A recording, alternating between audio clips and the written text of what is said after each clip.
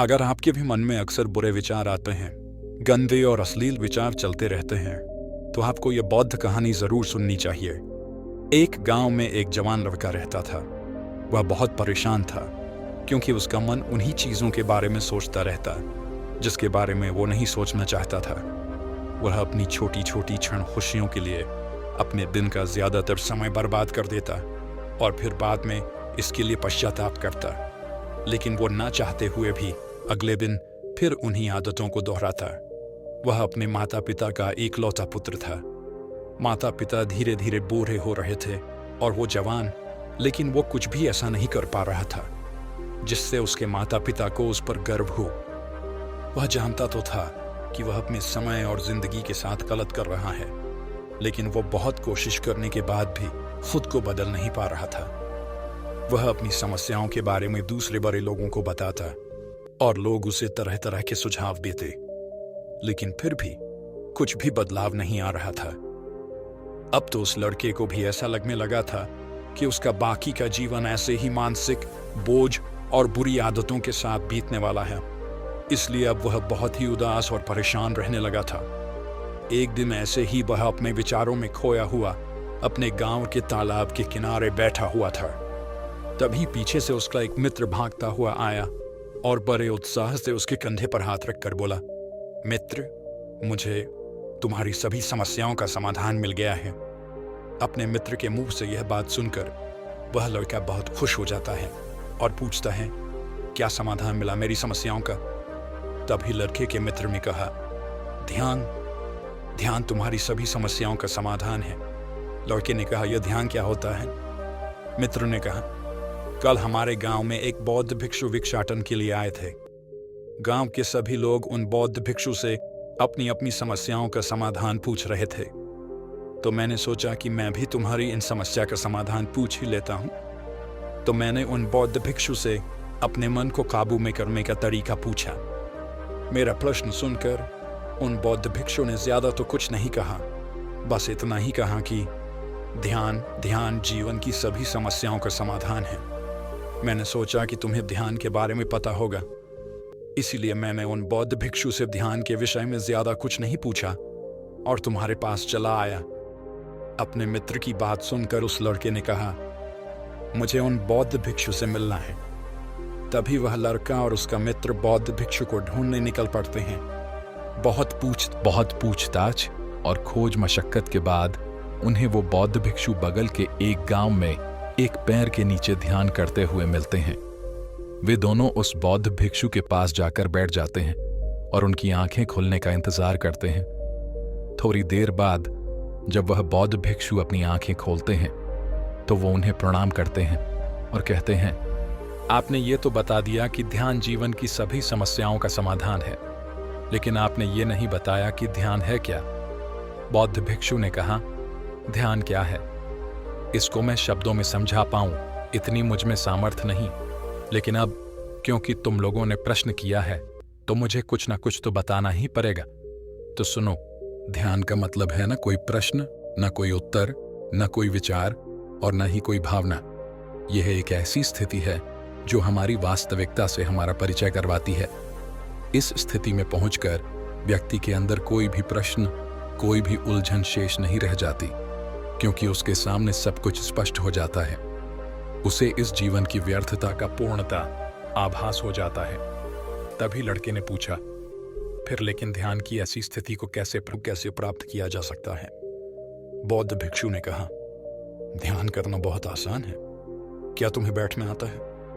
लड़के ने कहा, हाँ, मैं बैठ सकता हूं। फिर बौद्ध भिक्षु ने आगे कहा कि कितनी देर तक बैठ सकते हो? लड़के ने कहा, ऐसे तो कभी आजमाया नहीं, लेकिन जितनी देर तक चाहूं उतनी देर तक बैठ सकता हूं। फिर बौद्ध भिक्षु ने कहा, रोज सिर्फ 1 घंटा आंख बंद करके सीधा बैठना है।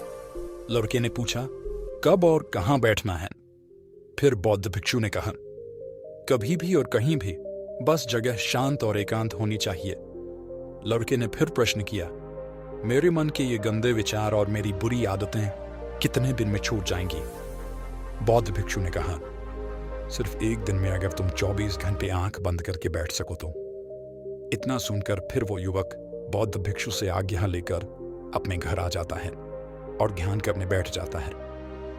जैसे ही वह अपनी आंखें बंद करके बैठता है तो उसके मन में तरह तरह के विचार उठने शुरू हो जाते हैं, जैसे क्या ध्यान करने से सचमुच कुछ फायदा होगा, मैं अपनी बुरी आदतों को छोड़ भी पाऊंगा या नहीं, आखिर सभी लोग मेरी इज्जत कब करेंगे, मैं तो उससे प्रेम करता हूं लेकिन वो मुझसे प्रेम क्यों नहीं करती, मैं ऐसा क्या करूं कि मैं बहुत सारा धन कमाऊं और अपने गांव का सबसे अमीर व्यक्ति बन जाऊं।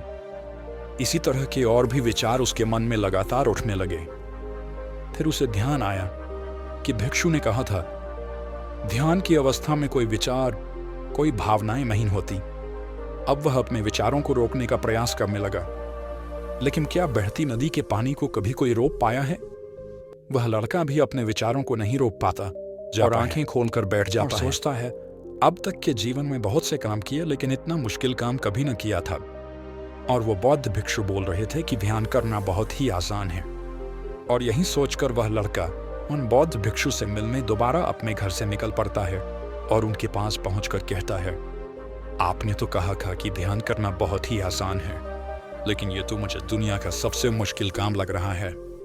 मेरे बहुत प्रयास करने के बाद भी मेरे मन में विचार उठने बंद ही नहीं हो रहे हैं। तभी बौद्ध भिक्षु ने कहा, लेकिन तुमसे विचारों को रोकने के लिए किसने कहा है? लड़के ने कहा, तो फिर विचार रहित स्थिति कैसे प्राप्त होगी? आपने तो कहा था कि ध्यान में कोई विचार, कोई प्रश्न नहीं होते। बौद्ध भिक्षु ने कहा, हमारे दिमाग में हर समय बहुत से विचार जन्म लेते हैं और मरते हैं, लेकिन हमारा मन उनमें से किसी एक विचार को पकड़ लेता है और फिर उससे जुड़े विचारों के बारे में सोचता चला जाता है। इस तरीके से हमारा मन विचारों में उलझ जाता है और हम भूल जाते हैं कि हम क्या कर रहे थे। जब तुम ध्यान करने बैठोगे तो तुम्हारे दिमाग में भी बहुत से विचार उठेंगे और खत्म हो जाएंगे, लेकिन तुम्हें किसी भी विचार का चुनाव नहीं करना, बस उन्हें देखना है। तुम्हारे मन में विचार उठेंगे और खत्म हो जाएंगे। धीरे धीरे समय के साथ इन विचारों के उठने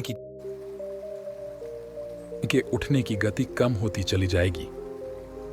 बौद्ध भिक्षु के मुंह से ये सारी बातें सुनकर वह लड़का अपने घर वापस आ जाता है और दोबारा ध्यान करने के लिए बैठ जाता है। इस बार वह लड़का बौद्ध भिक्षु के बताए अनुसार अपने मन में उठ रहे विचारों को देखता है। वह कुछ देर तक तो विचारों को साक्षी भाव से देख पाता है, लेकिन फिर उसके मन में ऐसे विचार उठते हैं जिनके बारे में सोचने से वह खुद को रोक नहीं पाता और वह गहरे विचारों में खो जाता है। कुछ देर बाद उसे याद आता है कि वह तो ध्यान कर रहा था। वह दोबारा विचारों को देखने का प्रयास करता है, लेकिन इस बार उसका मन दूसरी चाल चलता है। अब उसके मन में अश्लील विचार उठने लगते हैं। वह लड़का सोचता है कि ध्यान जैसी पवित्र स्थिति में यह अश्लील विचार क्यों उठ रहे हैं। वह अपने मन में उठ रहे अश्लील और गंदे विचारों को रोकने का बहुत प्रयास करता है, लेकिन वो उन्हें रोक नहीं पाता। उसके मन में लगातार बस ऐसे ही विचार उठ रहे थे। बहुत देर तक प्रयास करने के बाद जब वह लड़का परेशान हो जाता है तो वह ध्यान से उठकर सीधा उन बौद्ध भिक्षु के पास पहुंचता है और कहता है, मैं जब भी अपनी आंखें बंद करके ध्यान करने के लिए बैठता हूं तो मेरे मन में सिर्फ अश्लील और गंदे विचार ही आते हैं।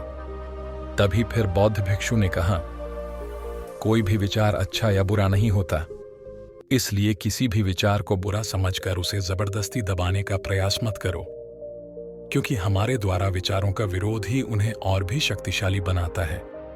इसीलिए किसी भी विचार का दमन करने का प्रयास मत करो, क्योंकि इस मन की प्रकृति ही ऐसी है कि हम इसे जिस चीज के बारे में सोचने से रोकते हैं, यह उसी चीज के बारे में सबसे ज्यादा सोचता है। इसलिए तुम्हारे विचारों को रोकने का प्रयास व्यर्थ है, और जिन विचारों को तुम गंदे वो अश्लील विचार कह रहे हो, वो विचार भी तुम्हारे जीवन का एक हिस्सा है। इंसानी जीवन को आगे बढ़ाने के लिए इन विचारों का उठना भी जरूरी है। एक बात हमेशा याद रखना कि जीवन में हम जिस भी चीज को अस्वीकार करते हैं, हमारा मन उसी चीज में सबसे ज्यादा रस लेने लगता है। इसलिए जीवन की किसी भी सच्चाई को नजरअंदाज करने का प्रयास मत करो, हर चीज को स्वीकार करो, तभी तुम उससे मुक्त हो पाओगे। लेकिन इसका मतलब यह नहीं कि तुम हर समय काम वासना के विचारों में ही डूबे रहो। तुम्हें यह समझना होगा कि काम वासना हमारे जीवन का एक छोटा सा हिस्सा मात्र है। पूरा जीवन नहीं तो जीवन के इस पहलू को भी स्वीकार करो और आगे बढ़ो, क्योंकि इस जीवन में इसके आगे भी बहुत कुछ जानने के लिए है। लड़के ने कहा, लेकिन हमारा मन हमारे साथ इतनी चालें क्यों चलता है? क्या हमारा मन ही हमारा शत्रु है?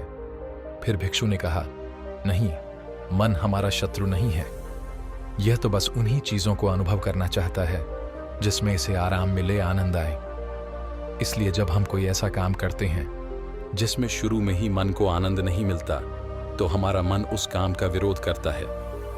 फिर बौद्ध भिक्षु ने आगे कहा, अगर तुम अपने मन से बुरे विचारों को खत्म करना चाहते हो तो अपनी आदतों को बदल लो। आदतों को तुम केवल तभी बदल सकते हो जब तुम्हारा मन तुम्हारे काबू में होगा, और तुम्हारा मन तुम्हारे काबू में तभी आएगा जब तुम खुद को जानोगे, जब तुम स्वयं का अनुभव करोगे, जब तुम ध्यान का अनुभव करोगे। इतना कहकर बौद्ध भिक्षु खड़े हो गए और एक हल्की सी मुस्कान के साथ उस लड़के के सर पर अपना हाथ रख दिया। इसके बाद उन्होंने अपना भिक्षा पात्र उठाया और वहां से चले गए। वह लड़का उन बौद्ध भिक्षुओं को जाता हुआ देखता रहा, लेकिन अब वह बहुत खुश था, क्योंकि उसे अपनी समस्याओं का समाधान मिल चुका था। ध्यान के रूप में वह समझ गया था कि उसे हर रोज ध्यान के लिए बैठना है और उसे अपने आते जाते विचारों को देखना है, लेकिन किसी भी विचार को पकड़ना नहीं है। समय के साथ वो विचार खुद ही गायब होते चले जाएंगे। साथ ही वो ये भी समझ गया था कि कोई भी विचार अच्छा या बुरा नहीं होता। विचार सिर्फ एक विचार होता है, इसलिए विचारों का विरोध करना भी व्यर्थ है। तो दोस्तों, उम्मीद है इस वीडियो से आपको काफ़ी कुछ सीखने को मिला होगा, और अगर कुछ सीखने को मिला हो तो हमारे इस वीडियो को लाइक, शेयर, चैनल को सब्सक्राइब ज़रूर कर लीजिएगा, और साथ ही कमेंट में नमो बुद्धाय ज़रूर लिखिएगा। धन्यवाद।